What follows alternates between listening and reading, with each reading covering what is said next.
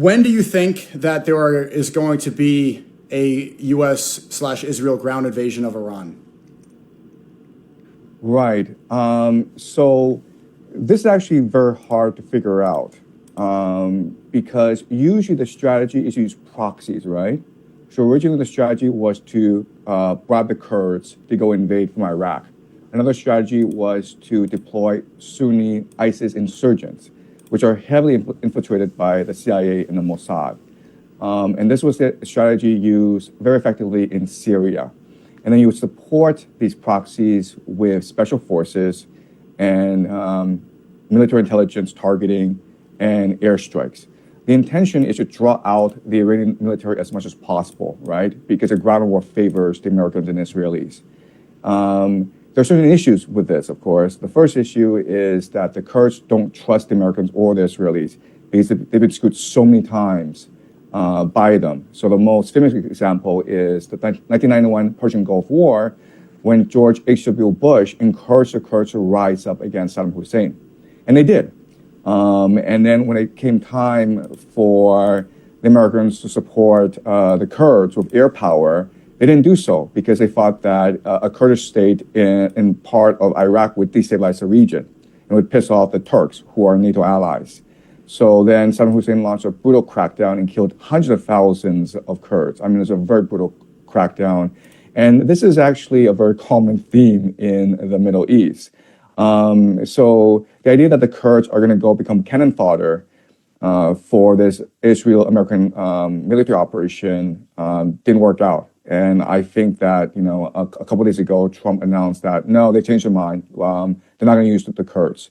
Another possibility is that Azerbaijan comes into the war, or maybe the Balakis in southeast Iran come into the war as well. But it doesn't seem as though anyone's interested because they appreciate that, first of all, you can't really trust the Israelis and the Americans. Second of all, it's a losing proposition because there's no grand strategy to actually win this war. So that's a major problem. Also, we need to understand that a lot of Mossad capability within Iran has been depleted.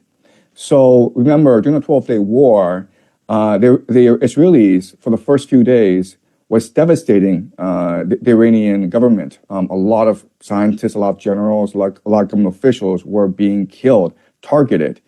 But the problem with that is that you are revealing to the Iranians your networks in the country. And so after the war, they were able to figure out, where the vulnerabilities were, where the leakages were, catch the spies, and eliminate this human intelligence network embedded in Tehran.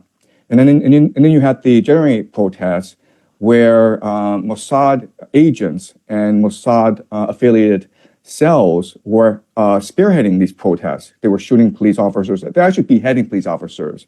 And this led to a violent confrontation. And, that made great headlines.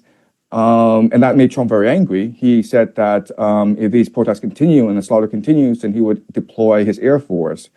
But what it did was it destroyed these local networks that Mossad has spent years and years to build up in order to precipitate a color revolution. So in other words, another way of saying this is that after a year, the Israeli-American intelligence networks in Iran have been destroyed. And so it's very hard to launch a color revolution.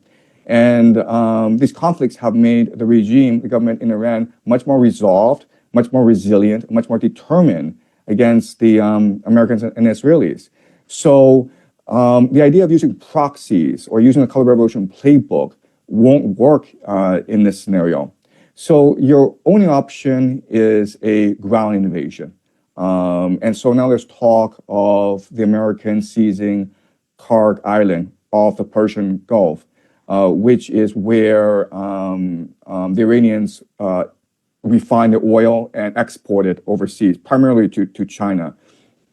And it sounds good because once you do that, then you basically destroy the economy of Iran. Iran is very much dependent on its oil exports. But the problem if you do that is that you're now within artillery range of the of the Iranians. So they don't even have to like launch drones or launch suicide submarines against you. They can just strike you with artillery embedded in the mountains. So from a military perspective, that would be suicidal. I mean, it would give the short-term adrenaline boost of like, yeah, we knocked out their economic capacity. But in the long term, it would be suicidal for the American military to do so. From a military perspective, there's no good pretext, no good strategy for a ground invasion. The problem is that given the way the war is going, given the sunk cost fallacy, given the fact that the GCC nations are under a lot of economic pressure, Trump may be pressured by his allies, and especially by Israel, to do something. And what the GCC nations need Trump to do is stabilize the Strait of Hormuz, to open the Strait of Hormuz. And that basically means a ground invasion where you have 100,000 American soldiers trying to occupy the Strait of Hormuz so that ships can pass through. Right now, there are two major issues. The first major issue is insurance. These commercial insurance companies refuse to insure any ships that pass through the Strait of Hormuz. So even if the Iranians don't actually fire anything or mine the Strait of Hormuz, these ships can actually pass through it. And the other issue is protection. So Trump has discussed the possibility of deploying the American Navy to chaperone these ships through the Strait of Hormuz. And that would be suicidal as well. So the Americans have found themselves in a situation where there are no good options. It's only a question of like, what is your worst option? And how much are you willing to further invest in a bad investment? It's literally a drunk gambler in a casino. It's really a question of like how much money he's going to lose before he actually gets kicked out of the casino.